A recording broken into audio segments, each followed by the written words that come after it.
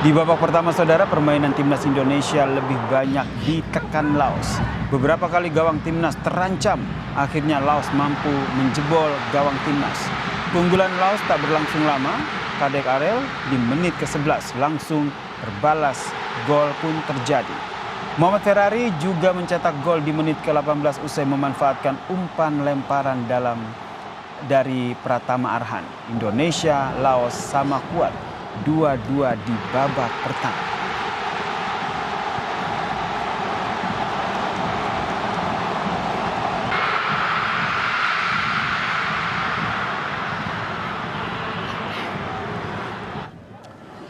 Di babak kedua saudara, Indonesia masih sulit untuk mengembangkan permainan. Sesekali Indonesia menyerang, tapi berhasil digagalkan oleh Laos.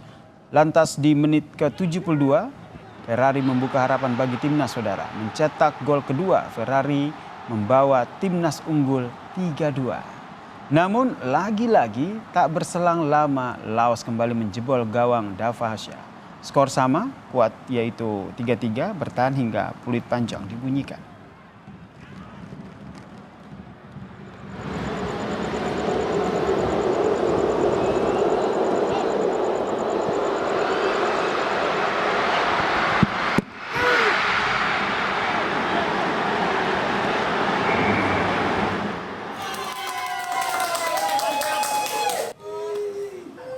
Dan saudara, beginilah ekspresi kegembiraan dari keluarga pemain timnas Arhan Fikri di Serdang Bedagai, Sumatera Utara saudara, saat timnas membobol gawang timnas Laos saudara. Mereka bersama-sama menonton laga timnas versus Laos lewat layar televisi. Meski tidak bisa menonton secara langsung, ayah, ibu dan juga saudara dari Arhan Fikri tetap memberikan dukungannya.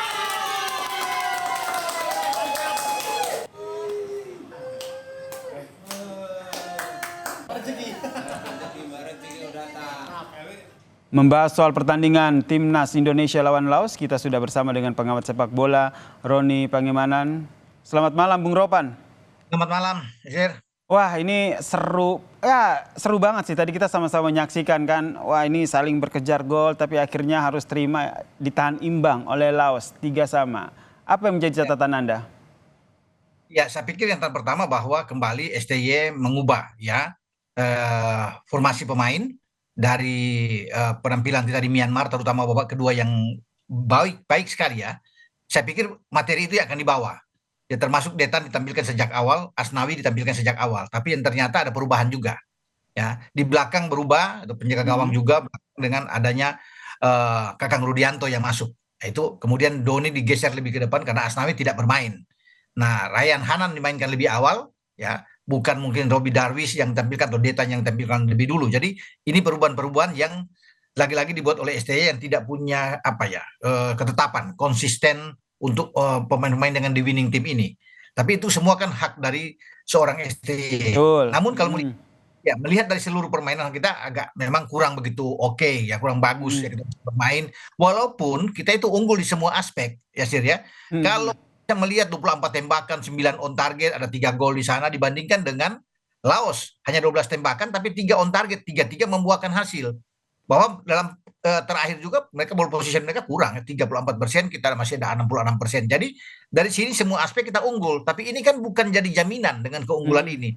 Oh, hasil akhir kita tidak menang, kita terpeleset di Manahan Solo 3-3. Mestinya kan kita harus menang menghadapi Laos. Kalau dilihat dari segi kualitas Myanmar justru lebih bagus dari Laos. Tapi iya betul. menang di sana, di sini yang saya nggak tahu anak-anak terlalu overconfidence bermain atau bagaimana. Tapi malam ini saya mainnya agak hancur kita bermain malam ini ya. Koordinasi itu hilang sama sekali. Ini sebentar Bung Ropan, berat sekali ya Anda menggunakan diksi agak hancur begitu permainannya. Yang perlu dievaluasi secara keseluruhan nih lini pertahanan yang kalau saya melihatnya ini kan kita sebenarnya sudah mencetak gol cukup baik begitu ya, 3 gol begitu, tapi lagi-lagi kita kebobolan. Ini evaluasi di lini pertahanan ini seperti apa menurut Anda? Ini kan 13 menit pertama kita bobol 2 gol kan dari 4 sekali. Jadi koordinasi di belakang, komunikasi itu tidak jalan dengan baik. Agak longgar kalau kita bisa melihat dengan gol-gol mereka. Terlepas ada 1 gol mereka itu deflection. Tapi apapun itu, ya tidak sampai 15 menit kemudian Laos bisa membuat 2 gol.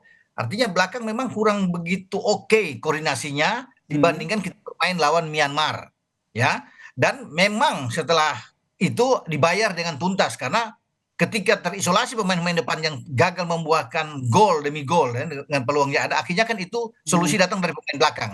Artinya mereka juga membayar kesalahan mereka. Ada Kadek, ada 2 gol dari Ferrari kan, semua itu dari belakang pemain. Ini 2 back sentralnya ada di belakang yang akhirnya menyelamatkan kita. Ya, tapi ini menjadi catatan khusus bagi STY karena pertandingan berikut kan tidak boleh seperti ini. Betul, karena yang dilawan oleh lawan yang cukup berat ya, Vietnam ya.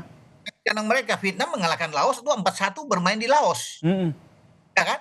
Nah, sudah bisa kelihatan bagaimana kelas mereka. Mereka tampil dengan beberapa pemain terbaik mereka karena mereka berambisi untuk mengalahkan Indonesia. Ya, setelah tahun ini mereka 3 kali kalah nggak pernah bisa mencetak gol lawan Indonesia tim senior. Mereka ingin mengalahkan kita dan ini kita berat. Pergi ke sana tanpa Marcelino yang dapat kartu merah. Mestinya kan kalau kita bicara dengan Marcelino tidak perlulah Marcelino itu melakukan hal-hal yang tidak tidak pantas untuk dilakukan ya. Karena ini sudah emosi, sudah lepas kontrol. Ya tadi sama-sama kita saksikan apa yang dilakukan oleh Marcelino. Oke lah, ditahan 3-0 oleh Laos. Itu sudah terjadi, tapi yang ingin saya tanyakan apa nih 3-3 maksud saya, ditahan imbang 3-3 oleh Laos, tapi itu sudah terjadi. Nah sekarang apa nih yang perlu dievaluasi karena ke depan masih ada pertandingan dan tentu saja pertandingan ke depan yang katanya ini lebih berat, ini tentu harapannya bisa dimenangkan oleh Indonesia. Ya, saya pikir kan tim kepelatihan itu mencatat hal-hal yang mana yang kita agak lemah ya dalam pertandingan ini, terutama melawan Laos ini. Koordinasi di belakang itu harus lebih kuat. Tidak boleh ada perubahan-perubahan karena ini kan ada pergantian di sini. Ketika Kakang masuk berubah, bukan lagi dengan Doni, Kadek dan dengan Ferrari seperti lawan Myanmar. Sekarang sudah dengan Kakang. Toh akhirnya Kakang ditarik keluar oleh STY. Artinya ini melihat bahwa ini coba-coba juga dilakukan oleh STY ketika Doni didorong lebih ke depan.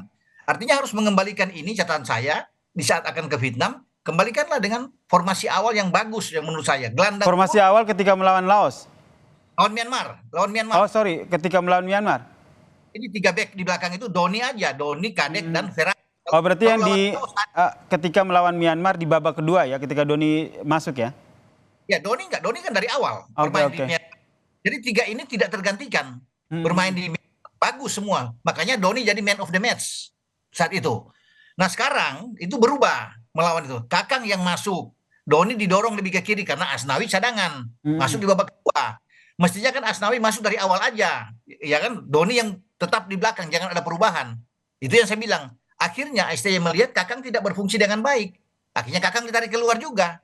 Mendingan kan dari awal pasang Doni aja, ya kan? Untuk apa pemain dipasang kemudian ditarik keluar karena tidak maksimal.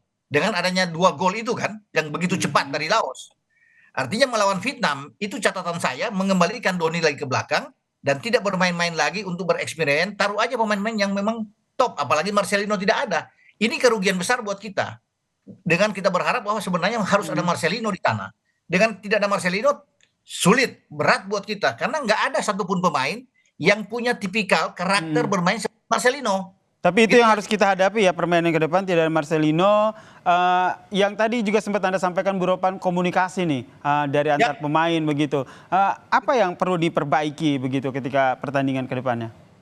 Ya pasti ya kerjasama di dalam tim ini, komunikasi mereka, cara mereka transisi permainan mereka tidak kelihatan tadi kan di antara bertahan ke menyerang atau kita dari menyerang ke bertahan ketika ditekan lawan nggak ada cara membuild serangan itu. Jadi koordinasi antar lini itu nggak kelihatan, putus sama sekali. Jadi makanya saya bilang bermain kayak dalam tanda kutip agak hancur permainan melawan Laos ya. Masih lebih melawan Myanmar kita bermain tandang tapi kita bisa kontrol dengan baik, terutama di babak kedua melawan Myanmar. Kalau melawan tadi itu berat. Untung kita masih bisa imbang. Kalau sampai kita kalah berbahaya.